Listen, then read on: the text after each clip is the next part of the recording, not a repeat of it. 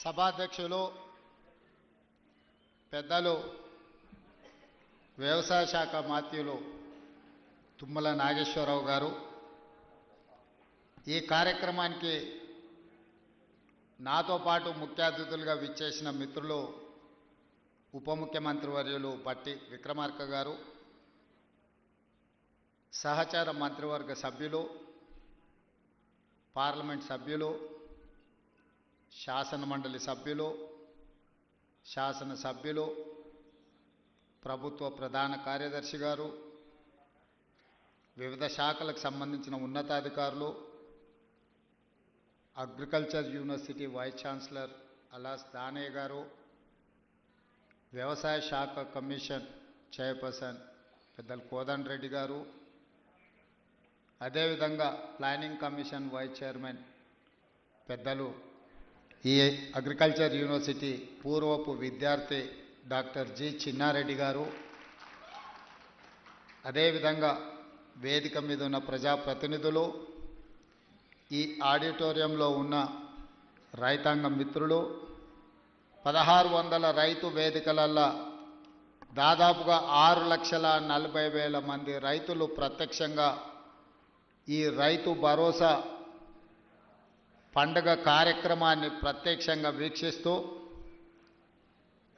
ఇందిరమ్మ రాజ్యంలో ప్రజాప్రభుత్వం రైతుని రాజుగా చేయడమే కాదు, వ్యవసాయాన్ని పండుగ చేయాలన్న ఉక్కు సంకల్పంతో చేస్తున్న ప్రయత్నాన్ని ఆశీర్వదించడానికి విచ్చేసిన రైతాంగ సోదరులందరికీ కూడా మనస్ఫూర్తిగా కృతజ్ఞతలు, ధన్యవాదాలు తెలియజేస్తున్నా. మిత్రులారా, మీకందరికీ తెలుసు, ఈ రాష్ట్రంలో, ఈ దేశంలో ఎవరు ప్రజాప్రతినిధిగా ఎన్నిక కావాలన్నా, ఎవరు ప్రభుత్వాన్ని ఏర్పాటు చేయాలన్నా రైతుల యొక్క ఆశీర్వాదము, రైతులు చేయుతను అందించకపోతే ఎవరు అధికార పీఠంలో కూర్చోలేరు అని చెప్పి ఈ వేదిక మీద నేను ఖచ్చితంగా చెప్పదలుచుకున్నా. ఈనాడు ఎవరు ఎమ్మెల్యే అయినా, ఎమ్మెల్యే సంగతి పక్కన పెట్టండి, వార్డు మెంబర్ కావాలన్నా, సర్పంచ్ కావాలన్నా, ఎంపీటీసీ కావాలన్నా, జడ్పీటీసీ కావాలన్నా, జిల్లా పరిషత్తులు గెలవాలన్నా, శాసనసభలో ప్రాతినిధ్యం వహించాలన్నా, పార్లమెంటుకు వెళ్ళాలన్నా, ఏ రాష్ట్రానికి ముఖ్యమంత్రి కావాలన్నా రైతులు అండగా నిలబడాలి. ఆ రైతుల ఆశీర్వాదం ఉన్నప్పుడే మన కుర్చీ పదిలంగా ఉంటుంది అని బలంగా విశ్వసించే మీ సోదరుడు ఈరోజు ఈ వేదిక మీద నుంచి రైతులకు ఉద్దేశించి మాట్లాడుతున్నాడు. మిత్రులారా, ఈనాడు చాలామంది చాలా విషయాలు మాట్లాడుతున్నారు. చాలా విషయాలు మాట్లాడే వాళ్లకు అవకాశాలు రాని వాళ్ళు కాదు. ఆనాడు ఉమ్మడి రాష్ట్రంలో డాక్టర్ వైఎస్ రాజశేఖర రెడ్డి గారి మంత్రివర్గంలో మంత్రులుగా పనిచేసిండ్రు. ఆ తర్వాత తెలంగాణ రాష్ట్రంలో 10 సంవత్సరాలు ప్రభుత్వాన్ని నడిపిన వాళ్ళే.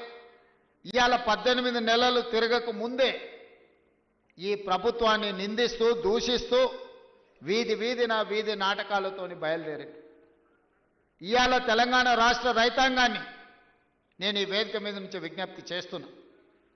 తెలంగాణలో ప్రజాప్రభుత్వం, ఇందిరమ్మ రాజ్యం ఏర్పడ్డ తర్వాత గతంలో రైతు రుణమాఫీ గురించి మీకు తెలుసు. 2014లో ₹1,00,000 రైతు రుణమాఫీ చేస్తా అని మాట ఇచ్చి అధికారంలోకి వచ్చిన తర్వాత 4 విడతలుగా నేను ఇస్తాను, ఇప్పుడు నా దగ్గర నిధులు లేవని ఆనాడు మాట్లాడేది. 4 విడతలలో అసలు కంటే మిత్తి తడిసి మోపెడై నెత్తి మీద అప్పు చేతిలో చిప్ప వచ్చే పరిస్థితి రైతులకు ఏర్పడ్డది ఆనాడు. తిరిగి 2018లో మళ్ళీ అదే వాగ్దానం ఇచ్చిండ్రు, ₹1,00,000 రైతు రుణమాఫీ చేస్తాం. మొదటిసారి తప్పు జరిగింది, రెండవసారి తప్పు జరగకుండా మేము చూసుకుంటాం, ₹1,00,000 రైతు రుణమాఫీ చేస్తామని. 5 సంవత్సరాల తర్వాత వెనక్కి తిరిగి చూస్తే 11,500 రైతు రుణమాఫీ చేస్తే 8,500 కోట్ల రూపాయలు మిత్తికే సరిపోయినాయి. 3,000 చిల్లర మాత్రమే ఆనాడు రైతులకు రుణమాఫీ చేశారు. 2 విడతలుగా మొత్తం లెక్క కడితే 10 సంవత్సరాలు 2 విడతలు ఆనాటి ప్రభుత్వం రైతులకు సరాసరిగా అందించింది 16-17 వేల కోట్ల రూపాయలకు ఎక్కువ ఇవ్వలేదు.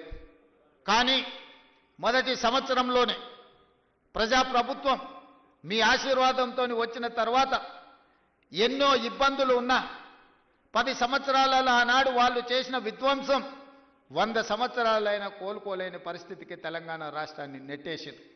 ఆనాడు ఫీజు రియంబర్స్మెంట్ కావచ్చు, రైతు రుణమాఫీ కావచ్చు, రైతుల గిట్టుబాటు ధర కావచ్చు, ఏ విషయంలో అయినా ఆనాడు తెలంగాణ రాష్ట్రంలో ఆర్థిక విధ్వంసానికి పాల్పడి తెలంగాణ రాష్ట్రాన్ని దిగజారిన ఆర్థిక వ్యవస్థను ఆనాడు మాకు అందించిండ్రు. అయినా మనోస్థైర్యాన్ని కోల్పోలే. అప్పటి వరకు 4 లక్షల కోట్ల రూపాయలు మాత్రమే అప్పు ఉందని అబద్ధాలు చెప్పి కప్పిపుచ్చి మనం గ్రామాలలో చూసినాం. అప్పులకు కూరుకుపోయిన పిల్లగానికి పిల్లనియాలంటే మాకు అప్పులు లేవయా, ఆర్భాటంగా మాకు పెద్ద పెద్ద కార్లు ఉన్నాయి, పెద్ద పెద్ద బంగళాలు ఉన్నాయి, అద్దాల మేడలు ఉన్నాయి. ఈ అద్దాల మేడలు చూసి మా పెద్ద కార్లను చూసి మాకు పిల్లని ఇవ్వండి అని చెప్పి ఊరి మీద కట్నాన్ని ఎక్కువ తెచ్చుకునేటోళ్ళం మనం గ్రామాలలో చూసినాం.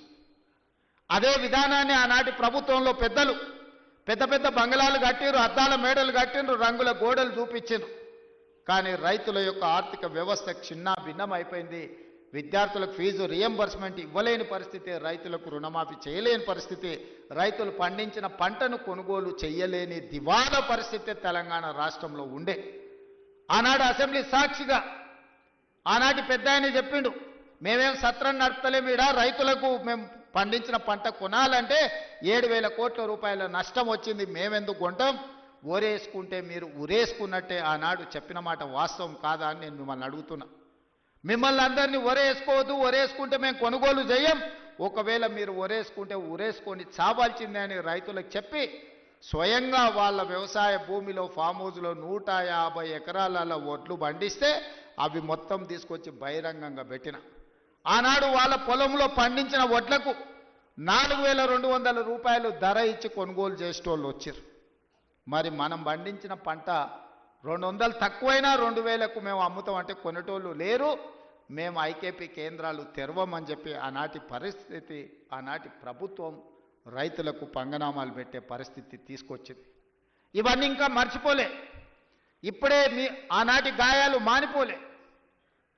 అయినా అలాంటి పరిస్థితుల్లో తెలంగాణ రాష్ట్రంలో ప్రభుత్వాన్ని ఏర్పాటు చేసి ఆనాడు స్పష్టంగా చెప్పినాం, మీరు వరి పండించండి, రాష్ట్ర ప్రభుత్వం కొనుగోలు చేస్తుంది, చివరి గింజ వరకు కొనే బాధ్యత మా ప్రభుత్వం తీసుకుంటుంది. ఎందుకంటే ఆనాడు ఇందిరమ్మ రాజ్యంలో సోనియా గాంధీ గారు కనీసం మద్దతు ధరను తీసుకొచ్చి రైతు పండించిన పంటకు దళారుల చేతిలో మోసపోకుండా ఈరోజు కనీసం మద్దతు ధరను అందించి రైతు పండించిన పంట కొనుగోలు చేసే బాధ్యత మాది అని చెప్పి ఈరోజు కాంగ్రెస్ ప్రభుత్వం మీ ముందు నిలబడి మొదటి విడతగా పంట కొనుగోలు చేసినాం. రెండవ విడతకు వచ్చినప్పుడు నేను చెప్పిన పెద్దలు ఉత్తమ్ కుమార్ రెడ్డి గారితో మాట్లాడి, అన్న దొడ్డు బియ్యం తింటలేరు, ఈరోజు గ్రామాలలో చైతన్యం వచ్చింది. రైతులు స్వయంగా 10 రూపాయలు ఖర్చైనా కూలికి పోయి ఉపాధి హామీ కూలీ చేసుకునే పేదలు కూడా ఈరోజు సన్న బియ్యంతో బుక్కడు అన్నం తింటుండ్రు. సన్న బియ్యం మనం ఇవ్వాలి, సన్న బియ్యం ఇవ్వాలి అంటే మన రైతులు సన్న వడ్లు పండించాలి. ఎందుకంటే తెలంగాణలో పండించే వడ్లు నాణ్యమైనవి, శ్రేష్టమైనవి.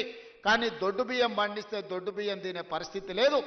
మనము రేషన్ షాపులలో దొడ్డు బియ్యం ఇస్తే మళ్ళీ తిరిగి మిల్లర్లు కొంటుర్రు, లేకపోతే కోళ్ళ దానాకు పోతున్నాయి. దొడ్డు బియ్యం ఇవ్వద్దు, సన్న బియ్యం ఇవ్వాలి అని నేను చెప్పిన.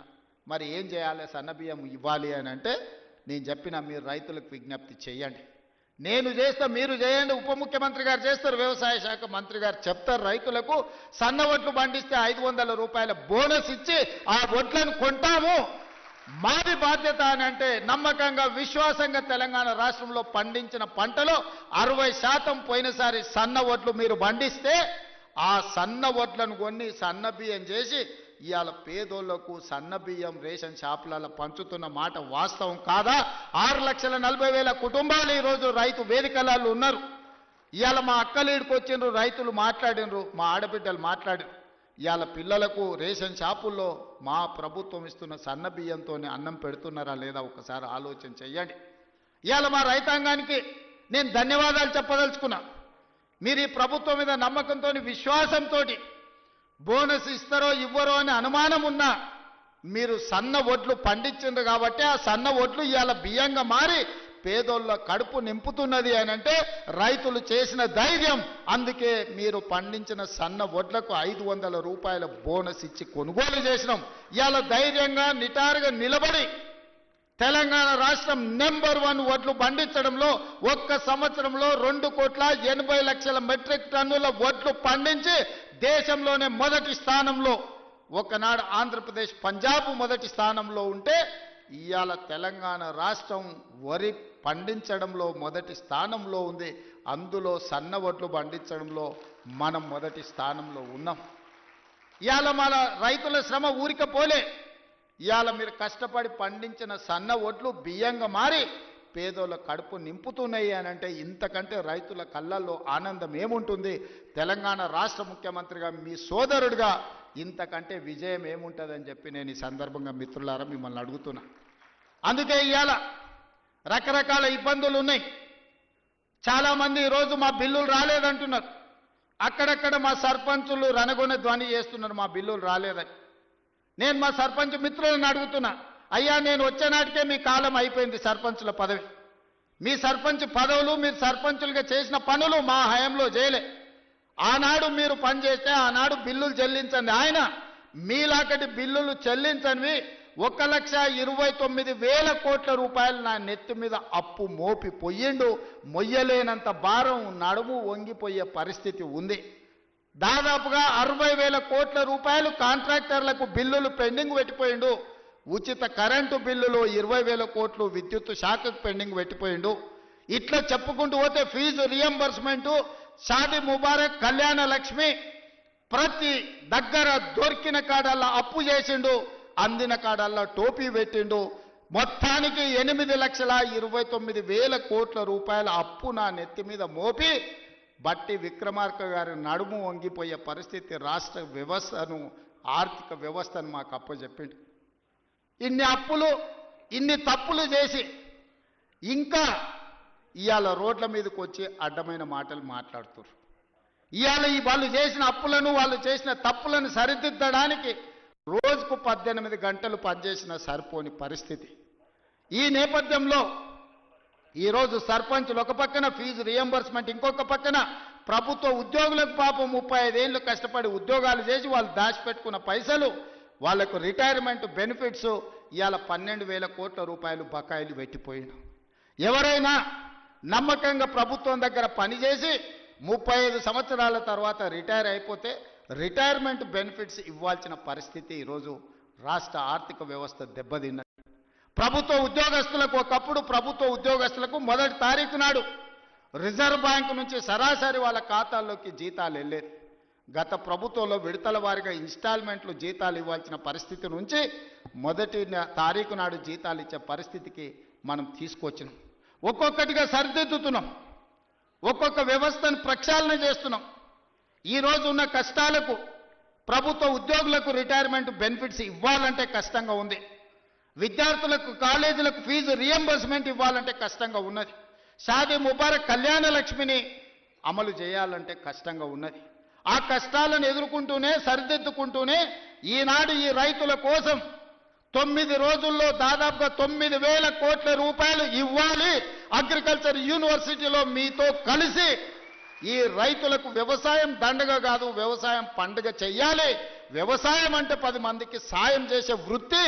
వాళ్ళు కష్టాలలో ఉండి వాళ్ళు కాలిపోతున్న 10 మంది కడుపు నింపాలని ఏ రైతాంగం కష్టపడుతుందో ఆ రైతాంగానికి రైతు భరోసా పథకం ద్వారా ఈనాడు ప్రారంభించి 9 రోజులు తిరిగే లోపల దాదాపుగా 9,000 కోట్ల రూపాయలు, 1,49,00,000 ఎకరాలకు 70,11,984 మంది రైతులకు రైతు భరోసా పథకం కింద నగదు బదిలీ చేయడానికి ఈరోజు ఇక్కడికి వచ్చిన మిత్రులారా, ఇన్ని కష్టాలున్నా, ఇన్ని నష్టాలు రాష్ట్ర ప్రభుత్వానికి ఉన్నా రైతాంగాన్ని ఆదుకోవాలి. రైతు బాగుంటే రాజ్యం బాగుంటుంది.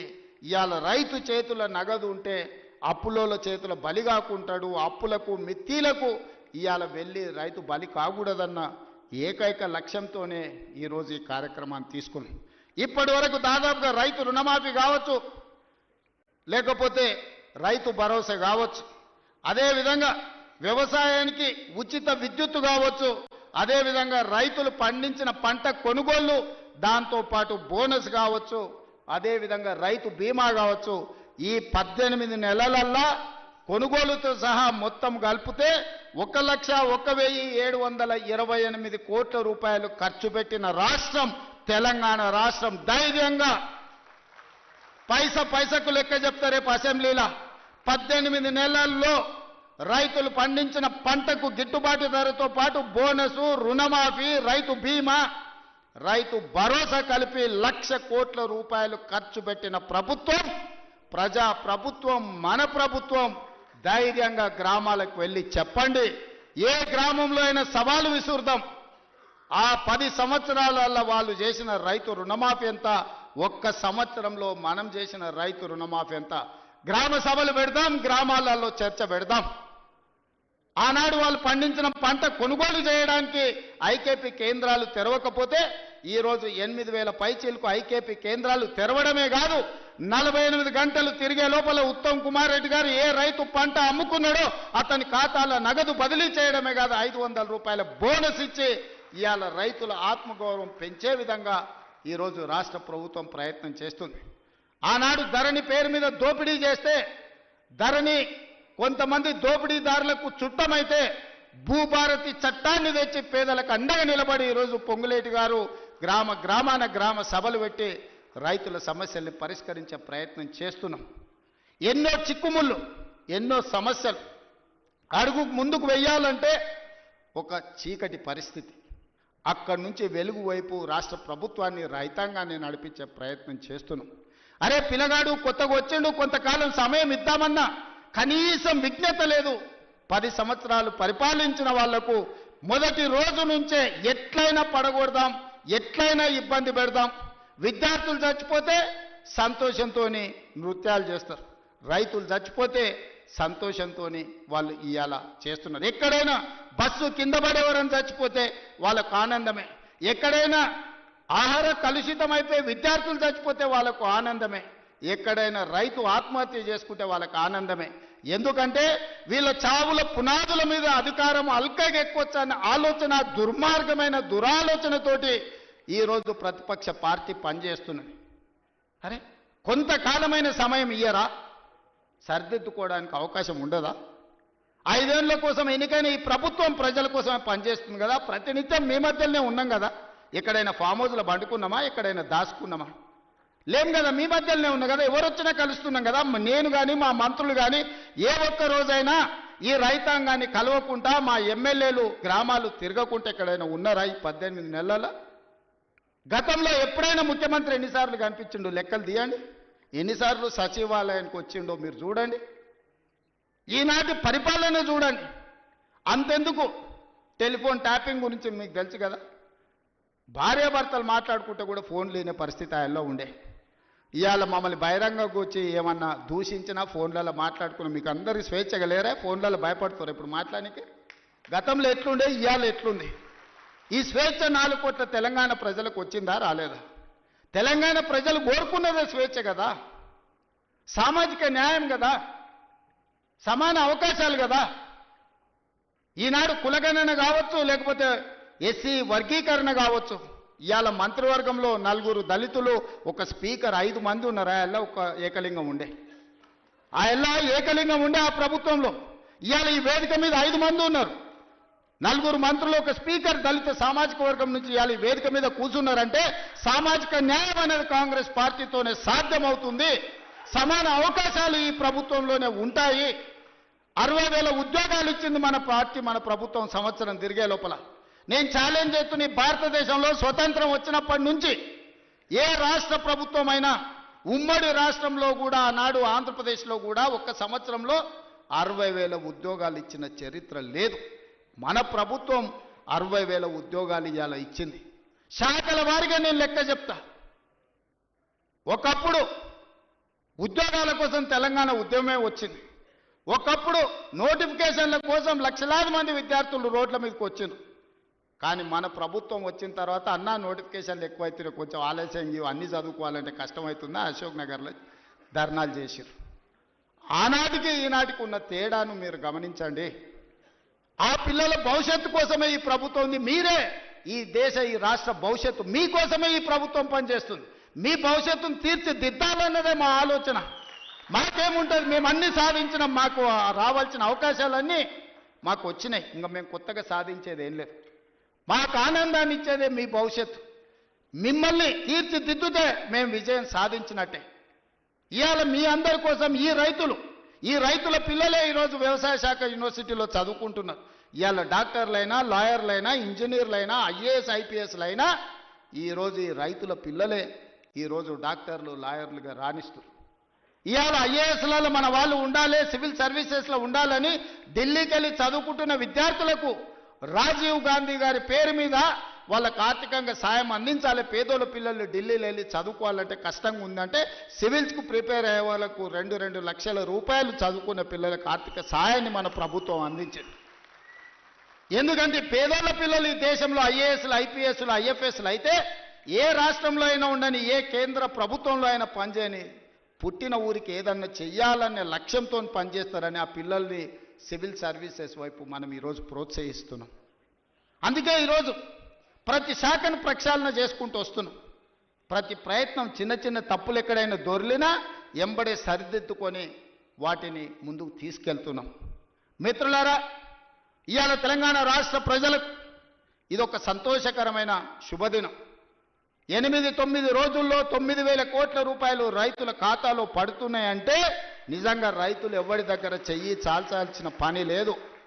ఏ పెట్టుబడికైనా ఇంతకుముందే పెద్ద ఆయన వచ్చి చెప్పిపోయిండు, సార్ ఉత్త వడ్లే కాదు, కూరగాయలు పండిస్తే లాభం ఉంది, మొక్క పండిస్తే లాభం ఉంది, ఆలుగడ్డలు పండిస్తే లాభం ఉంది, నేను పెట్టుబడి పెట్టిన దానికంటే నాకు అధికంగా లాభం వచ్చింది, డ్రిప్ ఇవ్వాలని పెద్ద ఆయన వచ్చి చెప్పిపోయాడు.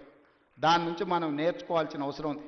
ఒకప్పుడు డ్రిప్, స్ప్రింక్లర్స్, వ్యవసాయ పనిముట్లు ఆనాడు ఉచితంగా లేకపోతే 90% సబ్సిడీతో కాంగ్రెస్ ప్రభుత్వం ఇచ్చింది. ఇవాళ అవన్నీ మాయమైపోయినాయి. అందుకే మళ్ళీ వ్యవసాయ శాఖ మంత్రి గారికి నేను సూచన చేస్తున్నా, వ్యవసాయ పనిముట్లను రైతులకు అందించి మంచి పంటలు పండించడానికి అవసరమైన కమర్షియల్ క్రాప్స్ను ప్రోత్సహించాల్సిన అవసరం ఉంది. ఎందుకంటే వ్యవసాయం లాభసాటిగా కావాలి. వ్యవసాయం వ్యవసాయ కుటుంబంలో 4 ఉంటే ఒకరు కుటుంబాన్ని చూసుకోవాలి, ఒకరు వ్యవసాయం చూడాలి, ఒకరు ఉద్యోగం చేయాలి, ఇంకొకరు వ్యాపారం చేయాలి. అప్పుడే ఆ కుటుంబం ఆర్థికంగా నిలబడుతుంది, అప్పుడే రాష్ట్రం అభివృద్ధి పదం వైపు నడుస్తుంది. రాబోయే 10 సంవత్సరాలలో తెలంగాణ ఎకానమీని $1 ట్రిలియన్ ఎకానమీ చేయాలంటే వ్యవసాయం లాభసాటిగా మారాలి. రైతుల పెట్టుబడికి 2 లాభం వచ్చినప్పుడే తెలంగాణ రాష్ట్ర ఆర్థిక వ్యవస్థ అభివృద్ధి పదం వైపు నడుస్తుంది. మరి తెలంగాణ రాష్ట్ర ఆర్థిక వ్యవస్థ అభివృద్ధి పదం వైపు నడపాలంటే పరిశ్రమలు పెట్టే వాళ్ళకు సబ్సిడీలు ఇవ్వడమే కాదు, పరిశ్రమలు పెట్టే వాళ్ళకు భూములు ఇవ్వడమే కాదు, వ్యవసాయం చేసుకుంటున్న పేద రైతులకు కూడా సబ్సిడీలు ఇవ్వాల్సిన అవసరం ఉంది, ఇన్సెంటివ్లు ఇవ్వాల్సిన అవసరం ఉంది, టెక్నాలజీని బదిలీ చేయాల్సిన అవసరం ఉంది, సాంకేతిక నైపుణ్యాన్ని నేర్పాల్సిన అవసరం ఉంది. ఈరోజు టెక్నాలజీలో ఏఐ టెక్నాలజీ వచ్చింది. రైతుకు తెలీదు పాపం, 2 ఎకరాలలో ఒడ్లు పండిస్తే మొత్తానికి యూరియా చల్లుతాడు. కానీ ఎక్కడ సమస్య ఉందో అక్కడనే చల్లగలిగిన సాంకేతిక నైపుణ్యాన్ని తెస్తే ఎరువుల బాధ దప్పుతుంది, కలుషితమైన ఆహారం తగ్గుతుంది, భూమి సారవంతమైన నేలగా ఉంటుంది. ఇట్లాంటి సాంకేతిక నైపుణ్యాన్ని కూడా ఈరోజు వ్యవసాయ శాఖ నేర్చుకోవాల్సిన అవసరం ఉంది, రైతులకు నేర్పాల్సిన అవసరం ఉంది. అదేవిధంగా ఈరోజు వ్యవసాయ పంపు సెట్లు సంవత్సరానికి దాదాపుగా 17,000 కోట్ల రూపాయలు ఉచిత విద్యుత్తుకి ఈరోజు మనం ఖర్చు పెడుతున్నాం. ఇవాళ అదే సోలార్కి మనం మారిపోతే సోలార్తోని మీ వ్యవసాయం ఉచితమే కాదు, మీరు సోలార్ విద్యుత్తు ద్వారా నెలకు 2,000, 3,000 మా ఆడబిడ్డలకు ఆదాయం వచ్చేటట్టు విద్యుత్తు శాఖకు సంబంధించి ఉప ముఖ్యమంత్రి గారు ప్రణాళికలు చేస్తే రైతులు సిద్ధంగా ఉన్నారు. దానికి అవసరమైన పెట్టుబడి మనం పెడదాం. కొన్ని వేల కోట్ల రూపాయలు ఒకసారి పెట్టుబడి పెట్టినా 25 సంవత్సరాలు ఈ రైతులకు లాభసాటిగా ఉంటుంది. వాళ్ళు వాడుకునేది వాడుకోగా మిగిలిన విద్యుత్తును మీకు అమ్ముతారు. ఈరోజు మా రైతులు అదాని అంబానీలతో పోటీ పడే విధంగా తీర్చిదిద్ది సోలార్ విద్యుత్ ఉత్పత్తిలో అదానీలతో పోటీ పడే విధంగా మా రైతుల్ని ఇంటికాడ కూర్చున్న వాళ్ళకే ఆదాయం వచ్చే విధంగా ప్రణాళికలు చేయాలి. ఈ వేదిక మీద నుంచి ఎనర్జీ డిపార్ట్మెంట్కు అదేవిధంగా సంబంధిత శాఖ మంత్రి గారికి నా సూచన, మీరు ప్రణాళికలు సిద్ధం చేయండి, రైతులను చైతన్యం చేద్దాం, రైతులకు అవగాహన కల్పిద్దాం. ముందు మంది ఆడబిడ్డలు చదువుకొని విజ్ఞతతో మాట్లాడిన పెద్ద ఆయన మాట్లాడుతుంటే ఆయన ఉపయోగించిన ఇంగ్లీష్ భాష కావచ్చు, పదాలు కావచ్చు, అవగాహన కావచ్చు, అనుభవం కావచ్చు, ఆ పిల్లలే కాదు వేదిక మీద ఉన్న మంత్రులు కూడా నేర్చుకోవాలి. విషయాన్ని ఏ విధంగా సూటిగా శుద్ధి లేకుండా ఎట్లా చెప్పొచ్చో, అవగాహన ఎట్లా కల్పించో ఆ పెద్ద మనిషిని మనం చూసి నేర్చుకోవచ్చు. అందుకే ఇవాళ అలాంటి వాళ్ళని నేను కలెక్టర్లకు ఆదేశాలు ఇస్తున్నా. వ్యవసాయం మీద అవగాహన ఉండి 10 మందికి నేర్పాలన్న పెద్ద మనుషులను గ్రామాలు తిప్పండి. రైతు వేదికలలో సమావేశాలు పెట్టండి. వాళ్ళ చేత అవగాహన కల్పించండి. అవసరమైతే వాళ్ళకి ఆహారూర్యం ఇవ్వండి. రోజుకో 1000 రూపాయలు ఇవ్వండి. వాళ్ళ అవగాహనతోని రైతు వేదికలలో పోయి అవగాహన కల్పించినందుకు అదొక గుర్తింపు, ఒక గౌరవం. 1000 రూపాయలతోనే ఒక రోజు వాళ్ళ జీవితంలో మార్పు వస్తుందని నేను చెప్పడం లేదు. కానీ ప్రభుత్వం ప్రోత్సహిస్తుంది, ప్రభుత్వం గుర్తిస్తుంది, ప్రభుత్వం మిగతా రైతులకు అవగాహన కల్పించడానికి ప్రయత్నం చేస్తుంది అని చెప్పడానికి ఇవన్నీ కూడా ఉపయోగపడతాయి. కాబట్టి కలెక్టర్లందరికీ కూడా ఈ వేదిక మీద నుంచి చీఫ్ సెక్రటరీ గారికి నేను ఇన్స్ట్రక్షన్స్ ఇస్తున్నా. కలెక్టర్లందరినీ కూడా మీరు కలెక్టర్స్ కాన్ఫరెన్స్ తీసుకొని సోలార్ పంపు సెట్ల వల్ల ఉన్న ప్రయోజనం ఈరోజు రైతులకు వరే కాకుండా ఇతర లాభసాటి పంటలు ఏ విధంగా పండించాలి, భూమి యొక్క సారాన్ని చూసి ఏ భూమిలో ఏ పండ్ల తోటలు వస్తాయో, ఏ భూమిలో ఏ కూరగాయలు పండుతాయో, ఏ భూమిలో ఏ పంట అధిక దిగుబడి వస్తుందో, అది మొక్కజొన్న వస్తుందా, లేకపోతే పత్తి వస్తుందా, మిర్చి వస్తుందా, లేకపోతే కందులు వస్తాయా. మా కొడంగల్ తాండూరు ప్రాంతంలో మేము కందులు పండిస్తాం. దేశానికే మా కందిపప్పు అంటే, తాండూరు కొడంగల్ కందిపప్పు అంటే దేశంలో గొప్ప పేరు. ఏ ఏరియాలో ఏ పంట వండుతుందో, అచ్చంపేట ప్రాంతంలోకి పోతే దోసకాయలు వండుతాయి. దోసకాయ కందిపప్పు ఎంత బ్రహ్మాండంగా ఉంటుందా. చికెన్ మటన్ కూడా వనికిరాదు దాని ముందర. ఇప్పుడు ఆ పిల్లలకు తెలియకుండానే పోయింది. కొత్త తరానికి ఇప్పుడు దోసకాయలు అంటారు, వెనక బుడంకాయలు అనేటోళ్ళు. అవునా?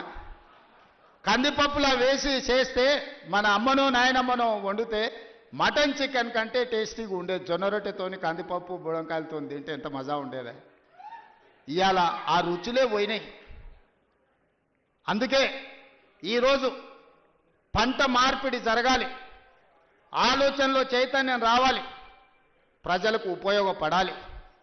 మనము పోయి ఎక్కడెక్కడనో పోయి ఏదో కొత్త రకాల వంటలు, కొత్త రకాల డైట్ అని తీసుకొస్తున్నారు కొత్త కొత్తవి. ఎందుకంటే మన పెద్దోళ్ళు మనకి ఇచ్చిపోయారు. జొన్న రొట్టె తినండి, మీ బట్టలు మీరు ఉతుక్కోండి, 6 ప్యాక్ ఉంటుందో లేదో మీకు తెలుస్తుంది. మీ బట్టలు మీరు ఉతుక్కొని జొన్న రొట్టె తింటే మీరు ఏ జిమ్ములకి వెళ్ళి కండలు పెంచాల్సిన పని లేదు. ఆటోమేటిక్గా మీరు 6 ప్యాక్ తయారవుతారు. అవేవి చేయకుంటుండి జిమ్ములలో పోయి స్టెరాయిడ్స్ వారి ఆరోగ్యాన్ని పాడు చేసుకుంటారు. అందుకే ఈరోజు మా రైతులను ఇన్ని లక్షలాది మందిని వేదిక మీద నుంచి, వ్యవసాయ యూనివర్సిటీ నుంచి లక్షలాది మంది రైతులను ఉద్దేశించి ప్రసంగించడమే కాదు, వాళ్ళకి వేలాది కోట్ల రూపాయలు బదిలీ చేయడం ఇదొక మర్చిపోని జ్ఞాపకం. మీ అందరికీ ఈ ప్రభుత్వం అండగా నిలబడుతుంది. రాబోయే రోజుల్లో భూమి అనేది మీకు ఇండ్ల పట్టా అనేది ఇందిరమ్మ ఇల్లు అనేది ఇందిరమ్మనే ఇచ్చింది. ఆనాడు దొరల దగ్గర, భూస్వాముల దగ్గర వేలాది ఎకరాలు ఉంటే అగ్రికల్చర్ సీలింగ్ యాక్ట్ తీసుకొచ్చి ఆ భూములన్నీ తీసుకొని పేదోళ్ళకు అసైన్మెంట్ పట్టాల పేరు మీద పంచిపెట్టారు. అటవీ ప్రాంతంలో ఉన్న ఆదివాసులకు, లంబాడ సోదరులకు పోడు భూముల పట్టాలు ఇచ్చి వాళ్ళని భూ యజమానులను చేసింది. ఇల్లు లేనోళ్లకు ఇంటి పట్టా ఇచ్చింది, ఇల్లు కట్టుకోలేని వాళ్ళకు ఇందిరమ్మ ఇల్లు కట్టించింది. డబుల్ బెడ్రూమ్ ఇల్లు అన్నాడు. ఎవరికన్నా ఇక్కడ ఉన్న పేద రైతుకు డబుల్ బెడ్రూమ్ ఇల్లు వచ్చినాదే. కానీ ఇవాళ లక్షలాది ఇందిరమ్మ ఇల్లు ఇవ్వడానికి మనం ముందుకు వచ్చినాం. మీరు ఇండ్లు కట్టుకోండి, ఒక ఇంటి వాళ్ళు కాండి. ఉన్న ఊరిలో ఇల్లు, ఇంత వ్యవసాయ భూమి అనేది మన ఆత్మగౌరవం. అంతకుమించి రైతులు ఏం కోరుకుంటలేరు. వాళ్ళు కష్టపడ్డ పంటకు వాళ్ళు గిట్టుబాటు ధర అడుగుతారు. అవి కూడా ఇవ్వలేని పరిస్థితిలో ఈ ప్రభుత్వం లేదు. మిమ్మల్ని ఆదుకుంటుంది, మీకు అండగా నిలబడుతుంది. పంట మార్పిడి చేయండి. మీరు ఏం పండించినా పంట మనం కొనుగోలు చేయడానికి అవసరమైన కేంద్రాలను ఏర్పాటు చేస్తాం. నాకు మంచి టీం ఉన్నది, మంచి మంత్రులు ఉన్నారు, అనుభవం కలిగిన వాళ్ళు ఉన్నారు. నాకు మంత్రిగా అనుభవం లేకపోవచ్చు, కానీ అనుభవం కలిగిన మంత్రులు పెద్దలందరూ ఉన్నారు. వాళ్ళందరి సహకారంతో ఒక మంచి పరిపాలన అందించి తెలంగాణ రాష్ట్రం దేశానికి ఆదర్శంగా నిలబడే విధంగా, తెలంగాణ రాష్ట్రం ఈ దేశంలోనే మొదటి స్థానంగా ఉండే రాష్ట్రంగా తీర్చిదిద్దే బాధ్యత తీసుకుంటాం. ఎవరు ఎన్ని గోల పెట్టినా, ధర్నాలు చేసినా, రోడ్డు మీద బండి దొల్లినా, తొడుక్కున్న బట్టలు చించుకున్నా 10 ఏళ్ళు మన ప్రభుత్వమే ఉంటుంది. నేను ఈ మాట చెప్పదలుచుకున్నా. వాళ్ళని చూడండి, వాళ్ళ మాటలు చూడండి. అసూయ, అక్కసు, కడుపు నిండా విషం కనిపిస్తుంది, అహంభావం కనిపిస్తుంది, బలుపు కనిపిస్తుంది మాటలలో. చూడండి టీవీ ముందర మాట్లాడేటప్పుడు ఒక్కసారి. ఎందుక 10 ఏళ్ళు లేలిండ్రు కదా, అన్ని అవకాశాలు ఇచ్చారు ప్రజలు. మిమ్మల్ని ఎవరు చేయొద్దన్నారు? రైతు భరోసా ఇవ్వద్దన్నారా? లేకపోతే రైతుకు పండించిన పంటకు గిట్టుబాటు ధర ఇవ్వద్దన్నారా? రైతు రుణమాఫీ చేయొద్దన్నారా? మీ కాలంలో సర్పంచుల బిల్లులు చెల్లించొద్దన్నారా? కాంట్రాక్టుల బిల్లులు చెల్లించొద్దన్నారా? రోడ్లు వేయొద్దన్నారా? చెట్లు పెంచొద్దన్నారా? ఎవరన్నారే? 10 ఏళ్ళు మొత్తం మీ ఇష్టారాజ్యంగా పరిపాలన చేసి రాష్ట్రాన్ని రావణ కాష్టంగా మార్చి రాష్ట్రం మొత్తం విధ్వంసం చేసి బొందల గడ్డగా మార్చి ఇంకా సిగ్గు లేకుంటే రోడ్ల మీదకి వచ్చి మమ్మల్ని తిట్టే పని చేస్తున్నారు. మీరు ఎన్ని తిడితే ఆ తిట్లన్నీ ఆశీర్వాదం కింద మారుతాయి. అందుకే వాళ్ళని పట్టించుకోవడం మానేసిన నేను. ఎందుకంటే రోడ్డు మీద మనం పోతుంటే అరుస్తూనే ఉంటాయి కొన్ని. అరిసినప్పుడు అరిసిన దానికల్లా వెనక్కి తిరిగి రాయితో కొట్టం కదా. నేను పని చేస్తా, మీరు వాళ్ళ పని చూడండి అని తెలియజేస్తూ మీ అందరి దగ్గర సెలవు తీసుకుంటున్నాను.